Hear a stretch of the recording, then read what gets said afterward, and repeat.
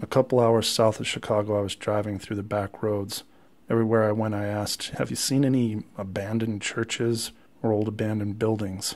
Eventually, a man directed me to this old church in the back of a farmer's yard. He'd actually purchased the church and built a huge trailer with giant wheels. He put the church on the trailer and hauled it for miles across the Illinois plains and stored it in his backyard. He removed most of the stained glass windows so that people wouldn't scavenge them. This is the old Gaus church. So Farmer Gaus kept this church all to himself, and I made a pilgrimage to see it. Some years after he indulged in his obsession to obtain this church, old man Gaus's skull was crushed in a farming accident.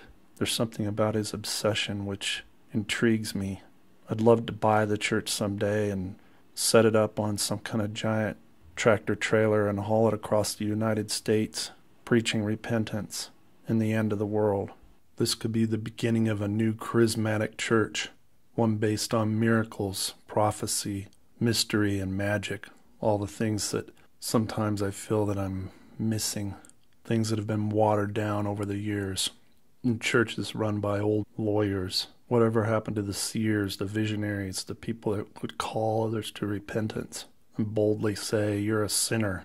I'd like to see a prophet that warned us clearly, without equivocation, "Leave California now, because in 2 days it's going to crack off and fall into the ocean."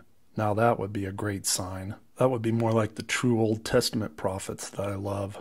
This kind of fire and brimstone appeals to me.